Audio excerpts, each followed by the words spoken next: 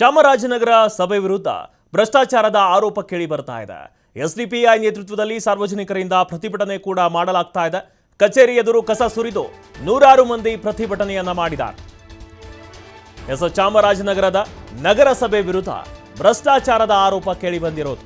SDPI ನೇತೃತ್ವದಲ್ಲಿ ಸಾರ್ವಜನಿಕರಿಂದ ಪ್ರತಿಭಟನೆ ಆಗಿದೆ. ಕಚೇರಿ ಎದುರು ಕಸವನ್ನ ಸುರಿದು ನೂರಾರು ಮಂದಿ ಪ್ರತಿಭಟನೆಯನ್ನ ಮಾಡಿದ್ದಾರೆ. ಹಣವಿಲ್ಲದೆ ನಗರಸಭೆಯಲ್ಲಿ ಕೆಲಸ ಆಗಲ್ಲ. ಲೋಕಾಯುಕ್ತರ ದಾಳಿ ಬಳಿಕವೂ ಕೂಡ ಈ ನಗರಸಭೆ ಬದಲಾಗಿಲ್ಲ. ಈ ಎಲ್ಲ ಆರೋಪವನ್ನ ಮಾಡಿ ಸ್ಥಳಕ್ಕೆ ಜಿಲ್ಲಾಧಿಕಾರಿಗಳು ಬರಲೇಬೇಕಂತ ಪ್ರತಿಭಟನಾಕಾರರು ಪಟ್ಟನ್ನ ಹಿಡಿದಿರೋದು.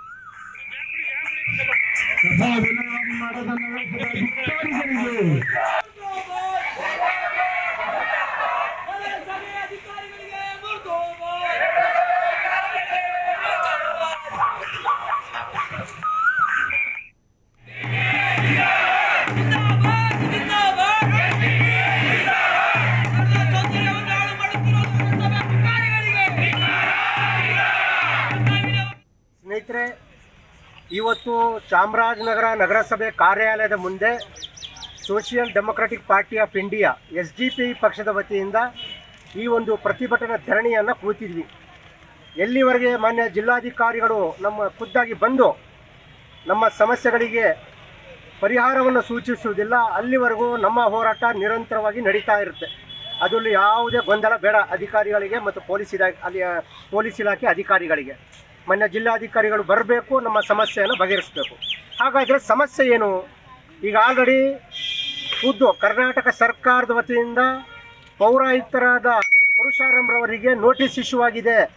ಚಾಮರಾಜನಗರದಲ್ಲಿ ಕಸದ ವಿಲೇವಾರಿ ಸರಿಯಾಗಿ ನಡೀತಾ ಇಲ್ಲ, ಸಮರ್ಪಕವಾಗಿ ಮಾಡ್ತಾ ಇಲ್ಲ ಅಂತ ಹೇಳಿ ಖುದ್ದು ನೋಟಿಸ್ ಇಶ್ಯೂ ಮಾಡಿದ್ದಾರೆ. ಯಾರು ಮಾಡಿರೋದು? ಸರ್ಕಾರ ನೋಟಿಸ್ ಇಶ್ಯೂ ಮಾಡಿರೋದು.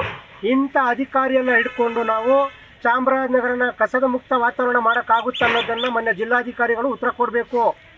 ಅದೇ ರೀತಿ ಯಾವುದೇ ದಾಖಲೆಗಳಿರಲಿ, ಈ ಸತ್ತು ಕೇಳಿದ್ರು ಟೈಮ್ ಕೊಡಲ್ಲ, ಜನನ ಪ್ರಮಾಣ ಪತ್ರ, ಮರಣ ಪ್ರಮಾಣ ಪತ್ರ, ಯಾವುದಾದ್ರೂ ಸಹ ಯಾವುದೇ ಪ್ರಮಾಣ ಪತ್ರಗಳನ್ನು ಕೊಡಿ ಅಂತ ಕೇಳಿದರೆ ಅದನ್ನು ನಿರ್ದಿಷ್ಟ ಸಮಯದ ಒಳಗಡೆ ಕೊಡಲ್ಲ. ಮತ್ತು ಭ್ರಷ್ಟಾಚಾರ ತಾಂಡವಾಡ್ತಾ ಇದೆ. ನಾವು ನೋಡಿದ್ದೀವಿ ಈಗಾಗಲೇ ಲೋಕಾಯುಕ್ತವರು ಅನೇಕ ಬಾರಿ ಚಾಮರಾಜನಗರ ನಗರಸಭಾ ಕಾರ್ಯಾಲಯಕ್ಕೆ ಮುತ್ತಿಗೆ ಹಾಕಿದ್ದಾರೆ. ಅನೇಕ ಅಧಿಕಾರಿಗಳನ್ನು ಖುದ್ದಾಗಿ ರೆಡ್ ಹ್ಯಾಂಡ್ ಆಗಿ ಹಿಡ್ಕೊಂಡು ಹೋಗಿದ್ದಾರೆ. ಅಂದರೆ ಏನು ನಡೀತಾ ಇದೆ? ಸ್ನೇಹಿತರೆ, ಇವತ್ತು ಚಾಮರಾಜನಗರ ನಗರಸಭೆ ಕಾರ್ಯಾಲಯದ ಮುಂದೆ ಸೋಷಿಯಲ್ ಡೆಮೊಕ್ರೆಟಿಕ್